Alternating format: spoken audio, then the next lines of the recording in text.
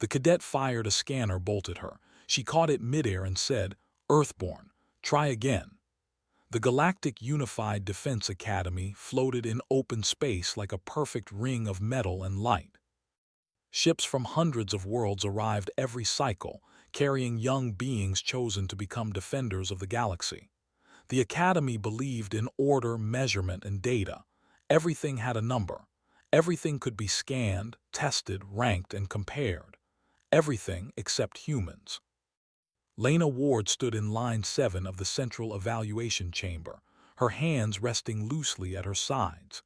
She wore the same standard cadet uniform as everyone else, gray fabric, light armor plates, academy emblem on the chest. On her left and right were aliens of shapes and sizes she still sometimes found strange. Some had too many eyes. Some had skin that shifted color with emotion. Some looked like walking stone or metal. Lena looked normal. That alone made her stand out. Above the chamber, transparent screens floated in the air, already filled with data from earlier tests.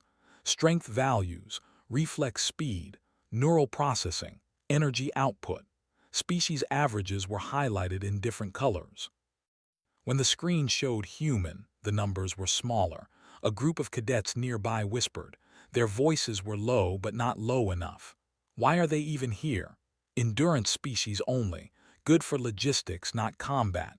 Earth is a death world. Those numbers don't show it. Lena heard them. She did not react. She had learned long ago that silence often spoke louder than anger.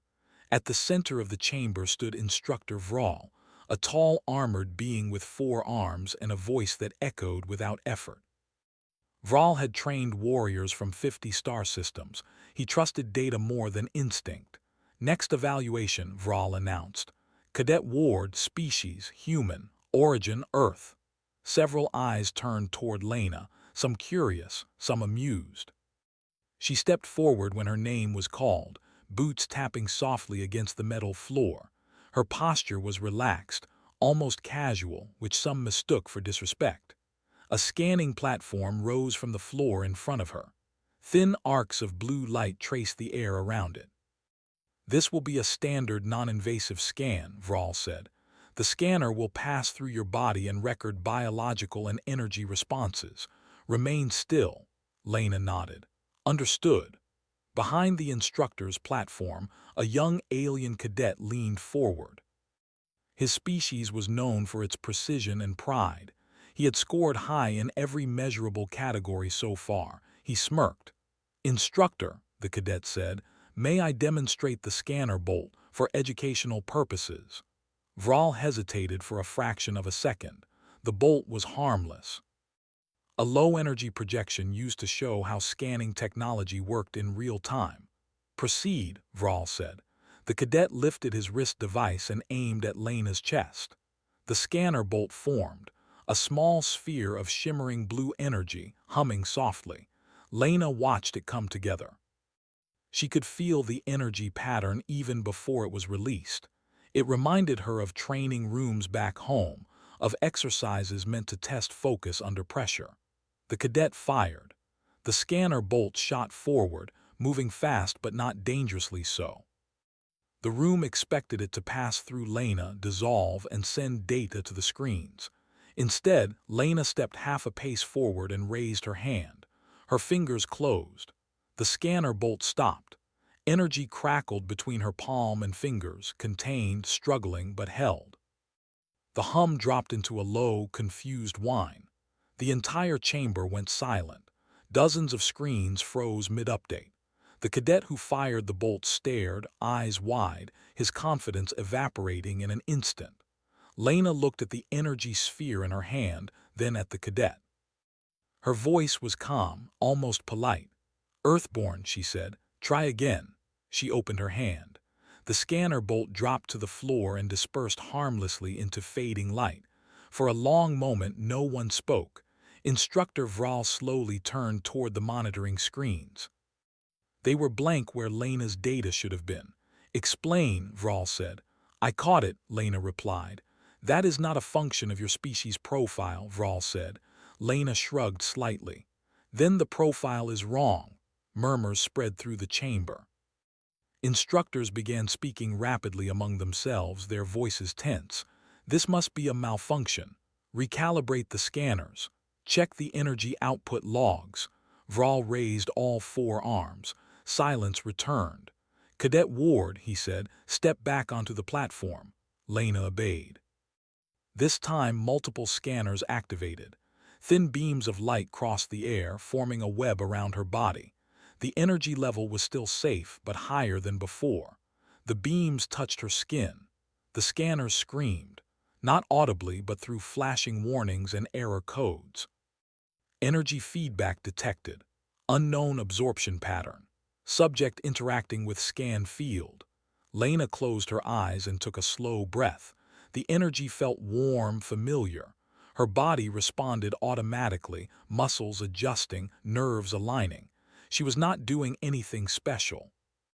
She was simply being human. The lights flickered. One scanner overloaded and shut down. Another followed. In the control booth above, technicians scrambled. Cut power. Data corruption spreading. The beams vanished. Lena opened her eyes. Around her, cadets had stepped back. Some had flattened ears. Others had changed color or posture in fear. Vral stared at her, his expression unreadable. "You did not resist," he said slowly. "No," Lena answered. "I adapted." That word landed heavily in the chamber. An instructor beside Vral leaned in. "She's not enhanced. No implants detected. No illegal modifications." Vral's gaze sharpened. "Then how?" Lena met his eyes. She did not smile. "Earth doesn't give you time to ask how," she said. "You learn or you don't survive." The Academy Council was summoned within minutes. Lena was escorted to a secure observation room. The walls were transparent but reinforced, designed to hold beings far stronger than her, at least on paper. She stood alone inside, hands behind her back, waiting. Outside, alien officials argued in hushed but urgent tones. "This breaks classification protocols. Humans were cleared as support species. The scanners cannot read her. That is impossible." Lena watched them without expression. She had seen this before, not with aliens but with humans who thought numbers defined limits. Finally, Vral entered the room. "Cadet Ward," he said, "you will answer our questions fully." "I already am," she replied. "Did you intentionally interfere with Academy equipment?" "No." "Did you use a technique unknown to us?" "Yes." Vral paused. "Explain." Lena chose her words carefully. "On Earth, we train without certainty," she said. "No scanners, no predictive systems. We react to what happens, not what should happen." "That does not allow you to capture energy constructs," Vral said. Lena lifted her hand slightly. "Your scanners assume the subject is passive," she said. "Human nervous systems don't stay passive under stress. They synchronize."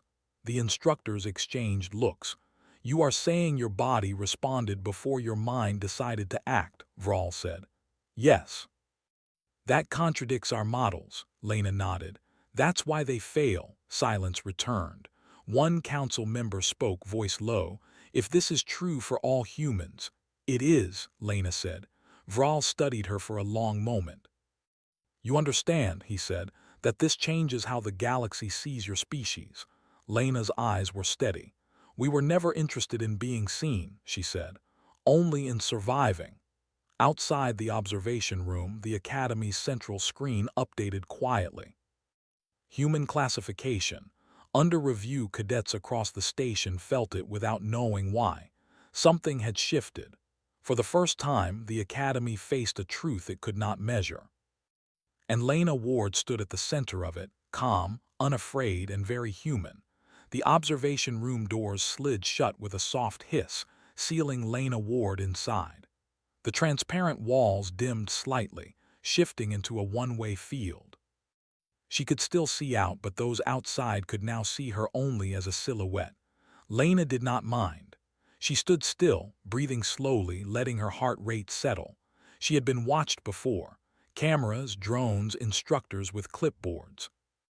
Earth had taught her early that being observed did not mean being understood. Outside the room, the Academy Council gathered in a semicircle. They came from many species, each carrying authority shaped by their own worlds. Some relied on logic, others on tradition.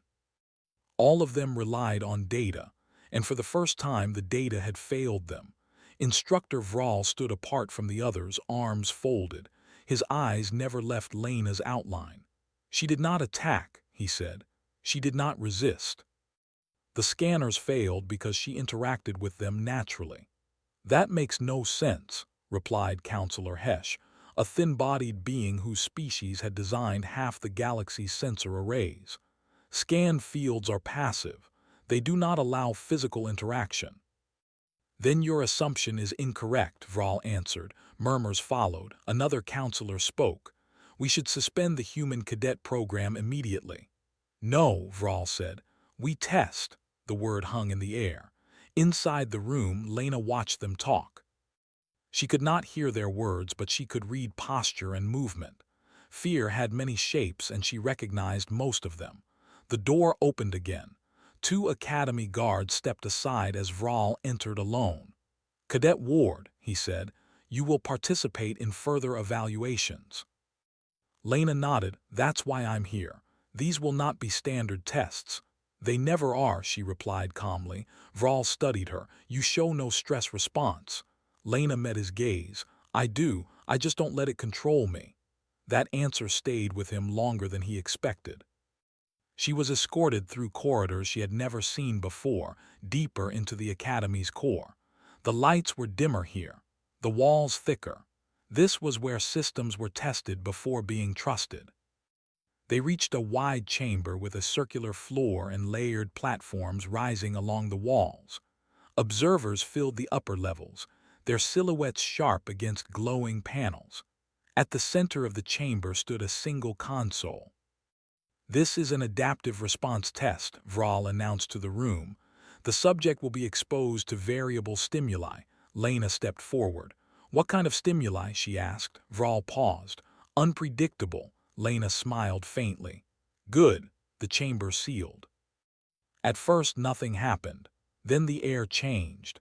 Lena felt it before she saw it. Pressure shifted. Temperature fluctuated slightly. Her skin prickled as invisible fields passed over her. The floor beneath her feet moved, not physically but in perception.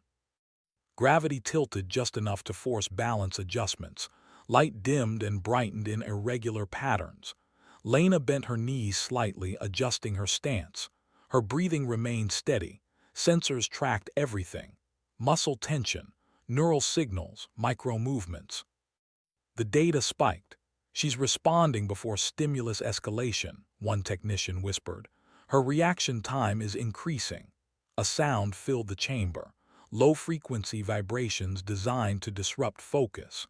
Many species lost coordination under it. Lena closed her eyes. She remembered rain hammering against metal rooftops during training drills, wind howling through broken cities, sirens, explosions, shouting. Noise was nothing. She opened her eyes and took one step forward. The vibration lost effect. Next came light-based illusions. False movement, multiple targets appearing and vanishing. Lena did not chase them. She stood still, watching patterns, letting her brain sort real from false without panic. One illusion flickered too slowly. She turned and reached out, touching empty air exactly where the projection failed to align. The system shut down that module. In the observation tiers, tension grew. This was not designed to be countered like this. She's not overpowering it. She's understanding it. Vral's eyes narrowed. The test escalated. Energy pulses swept the chamber, low enough to be safe, high enough to force response. Not attacks, but pressures, the kind meant to trigger defense systems. Lena raised her arms instinctively. The energy bent, not stopped, redirected. The sensors went wild. Energy deflection without technology. That's impossible. No, Vral said quietly. It's trained. Sweat formed at Lena's temples now. This was harder, her muscles burned slightly, but she welcomed it. Challenge meant clarity. She exhaled and shifted her weight, grounding herself. The final phase activated. Predictive targeting systems locked on. Invisible lines traced future movement paths, calculated where Lena would be before she decided to go there. A warning tone sounded. "Evade," a synthetic voice instructed. Lena laughed softly. She moved. Not away, not toward. Sideways, then forward, then still. The predictive systems failed instantly. Their calculations collapsed because her motion did not follow intention-first logic. Her body decided before her thoughts formed. She stopped at the center of the chamber. The systems powered down. Silence returned. Lena stood straight, chest rising and falling. Her heart was fast now but controlled. Above her, the observers were frozen. The chamber doors opened. Vral stepped forward. "Evaluation complete," he said. Lena looked up at him. "So what am I now?" Vral did not answer immediately.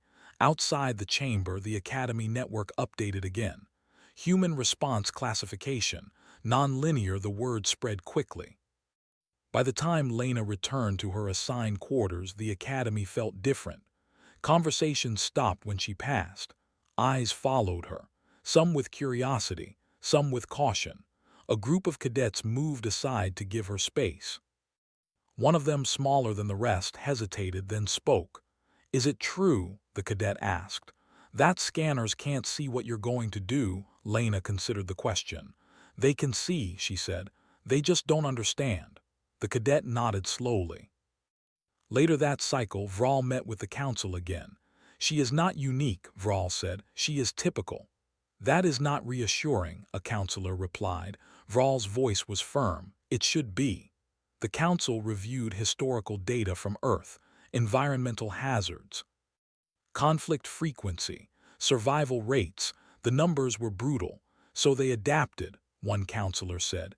"They had to," Vral replied.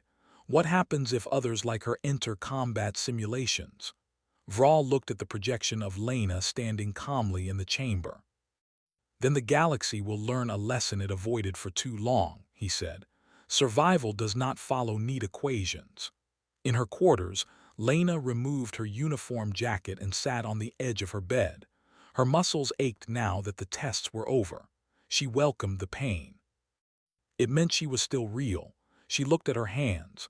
They were just hands, scarred in places, calloused, nothing special.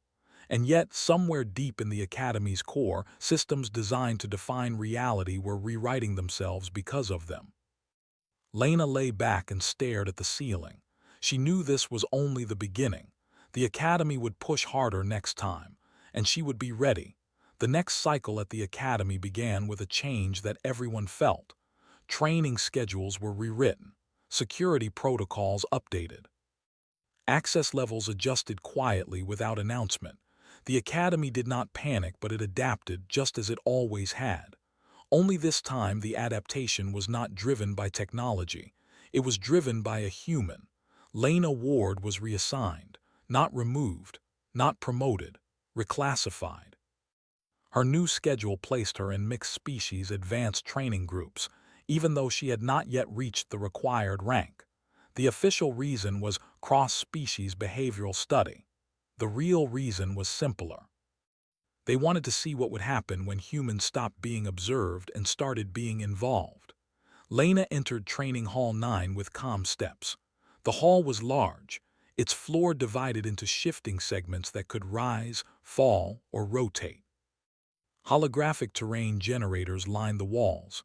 Inside, 12 cadets waited. They were not rookies.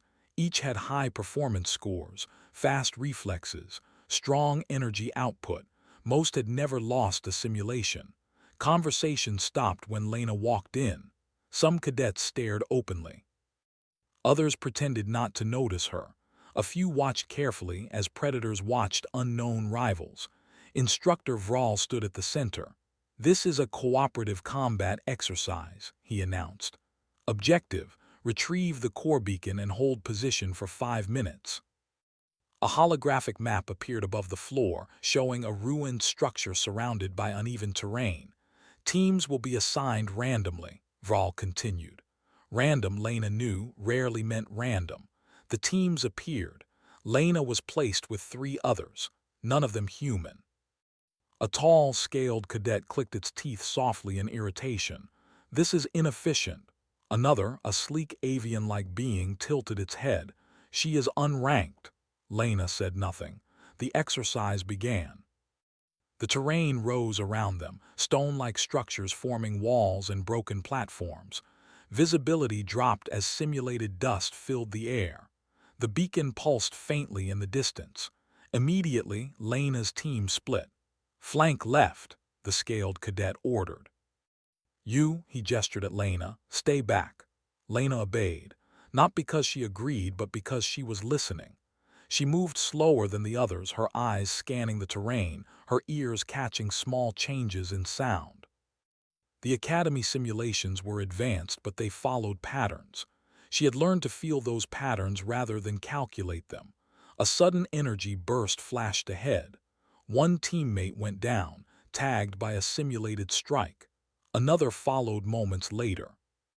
The avian cadet cursed sharply. "Ambush," they hissed. Lena crouched behind a broken pillar, her breathing steady. She felt it again, that subtle shift. The sense of being watched not by eyes but by systems, predictive targeting. She closed her eyes for half a second and moved. Not forward, not back, down. She slid under a rising slab just as a simulated shot passed where her head had been. The avian cadet stared. "How did you—" "No time," Lena said. "They're funneling us." As if to confirm her words, the terrain shifted again, closing off escape routes. The enemy team advanced, confident, coordinated, trusting their scanners. Lena stood. "Follow me," she said. The scaled cadet hesitated. Authority warred with survival. Then he followed. Lena did not lead them toward the beacon. She led them into chaos. She triggered unstable terrain segments, forcing movement without pattern. She used noise generators to create false signals, then stayed silent herself. She moved where no one expected her to move, not even her own teammates. The enemy team's coordination began to fracture. "They're not where the system predicts," one enemy cadet shouted. "Recalibrate." Too slow. Lena reached the beacon first. She did not grab it immediately. Instead, she waited. When the enemy team finally arrived, disorganized and frustrated, she stepped forward and took the beacon calmly. The timer started. 5 minutes. Her teammates formed a defensive perimeter instinctively now, following her cues without question. Attacks came. Lena deflected, redirected, disabled, not with strength but with timing. When the simulation ended, the hall went quiet. Vral's voice echoed. "Exercise complete." The results appeared. Lena's team had taken 0 permanent losses after her intervention. The enemy team's predictive accuracy had dropped to near 0. For the first time, cadets looked at Lena not as an anomaly but as a force. Later, the Academy requested a formal explanation, not from Lena, from Earth. A transmission was sent, long-range, encrypted, respectful. The reply arrived 12 hours later. It was short. "Humans evolved without safety nets. Adaptation is not a feature, it is a requirement." The Council reviewed archived footage from Earth, training programs, emergency responses, civilian reactions under disaster conditions. Humans did not freeze. They moved, they argued, they improvised, they made mistakes and corrected them fast. "Their strength is not power," one counselor said slowly. "It is momentum." "Yes," Vral replied. "Once they start moving, they do not stop." The next test was not announced. Lena was called to the simulation wing without explanation. Inside waited a full tactical environment. Urban ruins, multiple levels, limited visibility. Opponents would be automated units using the Academy's highest-level combat prediction software. "Is this solo?" Lena asked. "Yes," Vral answered. She nodded. "All right." The simulation began. The units moved immediately, calculating angles, predicting paths, boxing her in. Lena ran, not away, through. She sprinted into danger, forcing the systems to recalculate too often. She climbed, slid, jumped, dropped, using her body without hesitation. Pain flashed when she landed hard. She ignored it. The units hesitated. That hesitation was fatal in close quarters. She disarmed one, used its momentum against another, vanished from sight. Minutes passed. Then silence. All units were disabled. The system shut down. Lena stood alone in the ruins, breathing hard, blood from a minor cut running down her arm. She wiped it away without comment. The observers were stunned. One technician whispered, "She doesn't fight like a soldier." Vral answered, "She fights like a survivor." Word spread quickly now. Not rumors, but conclusions. Humans were not unpredictable because they lacked discipline. They were unpredictable because they had too much experience adapting.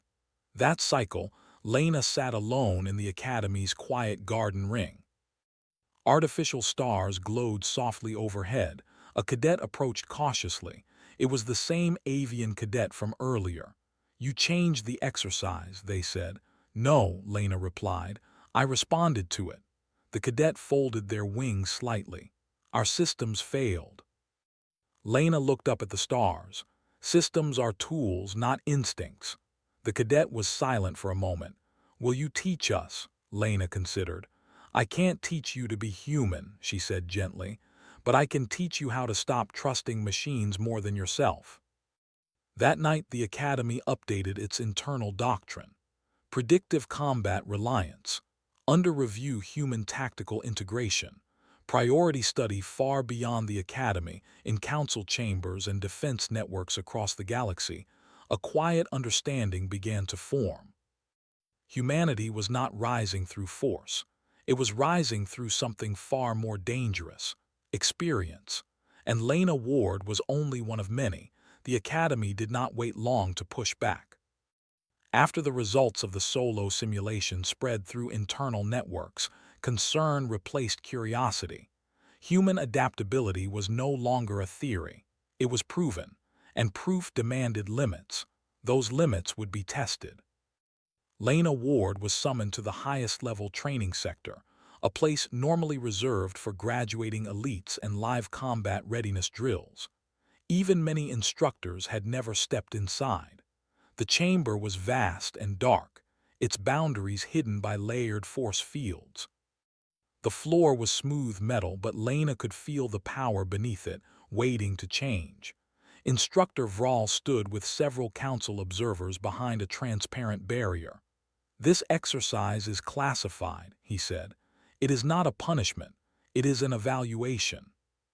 "Of what?" Lena asked. Vral answered honestly. "Of whether your species is a risk." Lena nodded slowly. "Fair." The chamber sealed. A deep tone echoed once. Then the environment shifted. The floor fractured into uneven plates. Walls rose and fell. Gravity changed direction without warning. Light sources flickered, casting sharp shadows that moved independently of the structures. This was not a simulation designed to be one. It was designed to overwhelm. Lena adjusted her stance immediately, knees bent, arms loose. Her heart rate increased, but her breathing stayed controlled. She had trained in worse places with less warning. Then the opponents appeared. Not cadets. Autonomous combat frames. Tall, fast, and precise, each one linked to a shared predictive network. They did not hesitate. They did not fear. They did not tire. They moved as one. The first frame attacked from above, dropping faster than gravity alone should allow. Lena rolled, barely avoiding the strike. The metal floor dented where the frame landed. She came up moving. The second frame cut off her path. The third flanked. The network had already calculated her escape routes. Lena smiled faintly. "Too neat," she murmured. She sprinted straight toward the flanking unit. The system adjusted instantly, recalculating angles, increasing response speed. That was what Lena wanted. She jumped, planted one foot on the unit's shoulder and pushed off sideways, slamming into a rising wall as gravity shifted again. Pain flared through her ribs. She ignored it. Behind the barrier, observers leaned forward. "She's cornered." "No, she's forcing recalculation." The frames hesitated for a fraction of a second. It was enough. Lena dropped low and slid across the floor as gravity snapped back to normal. A strike passed just above her back. She kicked upward not to damage but to disrupt balance. The frame stumbled. Another took its place. The chamber grew louder. Energy weapons fired, not lethal but powerful enough to disable most species instantly. Lena was hit once, the blast knocking her into a spinning wall segment. She hit hard, air driven from her lungs. For a moment, darkness crept in. She forced it back. On Earth, stopping meant dying. She pushed herself up, coughing, muscles screaming. The pain sharpened her focus instead of dulling it. The frames closed in again. "Escalate," a counselor ordered quietly. The system obeyed. The predictive network increased depth. It began modeling not just movement but emotional response, stress patterns, fatigue curves. It assumed Lena would slow. She didn't. She became faster, not physically but mentally. Her thoughts narrowed. Fear fell away. There was only motion, space, timing. She stopped thinking about what to do and let her body decide. Her movements became erratic, imperfect, human. The network struggled. "She's breaking pattern cohesion." "That's not possible." "It is," Vral said, "because she isn't following one." A frame grabbed her arm. Lena twisted, not pulling away but stepping into the grip, using the frame's strength against it. She rolled, wrenched free, and slammed her elbow into a joint seam. The frame froze, then powered down. The others recalculated again. But each recalculation cost time, and time was something Lena stole relentlessly. She baited attacks, forced overcommitment, used terrain shifts to separate units from the network for brief moments. One by one, frames fell silent. By the end, Lena stood alone, leaning heavily against a wall, chest heaving. Sweat soaked her uniform. Her hands shook from strain. She was still standing. The chamber lights brightened. Silence followed. Then the barrier lowered. Medical teams rushed forward, but Lena waved them off, straightening slowly. "I'm fine," she said, though her voice was rough. Vral approached, his expression unreadable. "You exceeded the system's tolerance," he said. Lena met his eyes. "So did Earth." The council gathered immediately. The data was undeniable. The combat frames had lost network cohesion. Predictive accuracy had collapsed under human unpredictability. Adaptive algorithms had failed to stabilize. One counselor spoke, voice tight. "If humans can do this individually, they won't fight individually," Vral said. "They never have." That realization hit harder than any simulation. Humans did not rely on perfect systems. They relied on each other. That cycle, emergency doctrine revisions began. Human cadets were temporarily removed from standard predictive-based exercises, not as punishment, as precaution. Lena was ordered to rest. She spent the next hours in the medical wing, lying on a recovery bed while machines scanned her injuries. Bruised ribs, muscle strain, minor fractures, nothing she hadn't endured before. A young medical officer watched her readings with fascination. "You should be unconscious," they said. Lena smiled weakly. "Yeah, I hear that a lot." Later, alone again, Lena stared at the ceiling, exhaustion finally pulling at her mind. Her body hurt in a deep, honest way. She welcomed it. Pain meant limits had been tested, not found.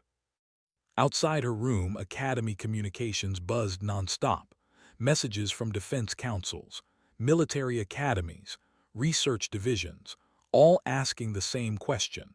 What happens if humans stop holding back? Vral stood before the council one final time that cycle.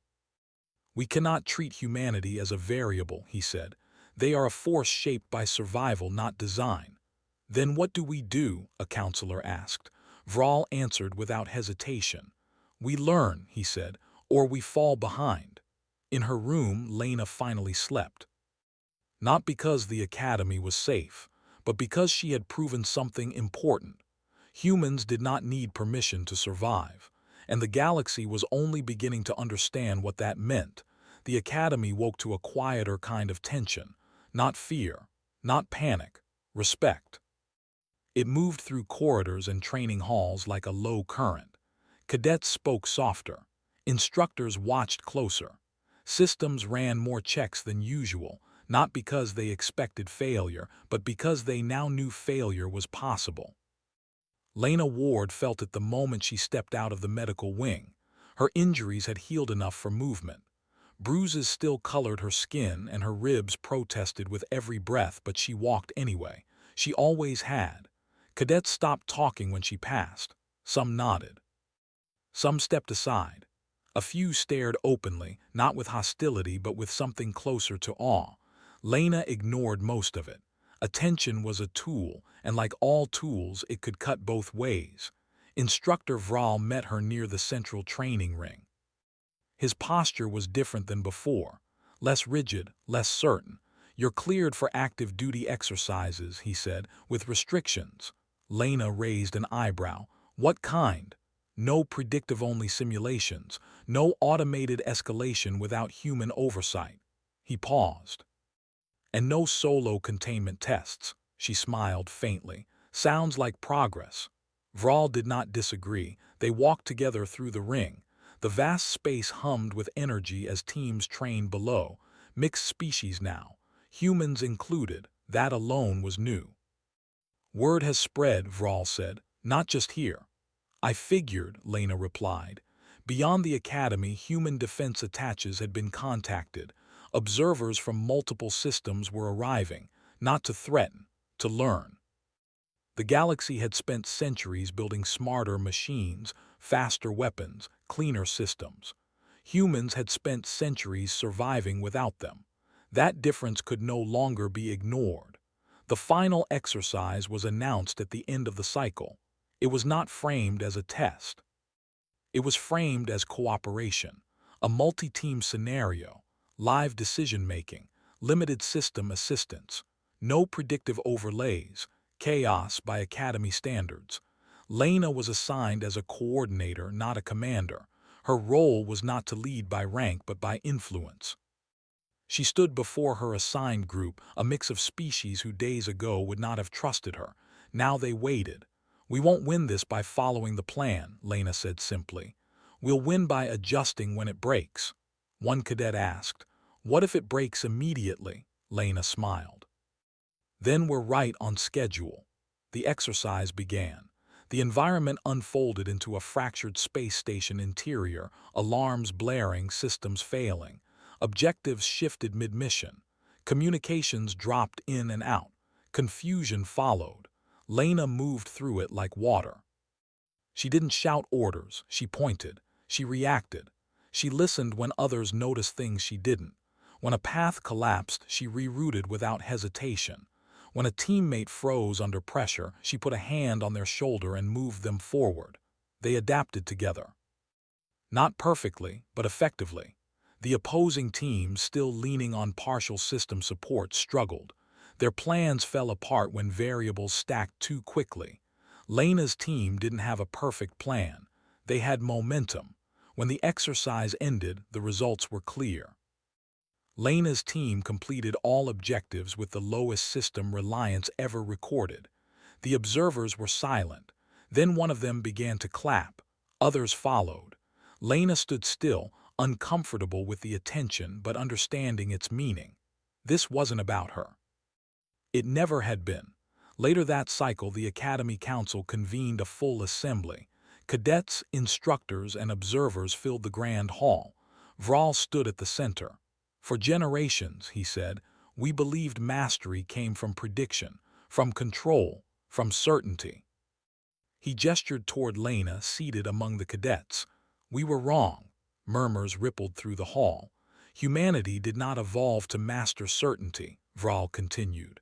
"They evolved to survive uncertainty, and in doing so they learned something we forgot." He paused. "That adaptability is not weakness, it is strength." A new classification appeared on the central display. Humanity, adaptive apex species subclassification. Unscannable. The hall was silent. Then, louder than applause, understanding settled in. After the assembly, Lena stood alone near one of the observation windows. Stars stretched endlessly beyond the glass. A young cadet approached her, nervous, determined. "Cadet Ward," they said, "I wanted to thank you." "For what?" Lena asked. For showing us that failing fast isn't losing, the cadet replied. It's learning, Lena nodded. That's how Earth survived. The cadet hesitated. What happens next? Lena looked out at the stars. Next, she said, we stop pretending the galaxy is predictable. The Academy began rewriting doctrine that same cycle. Training programs shifted. Human instructors were invited.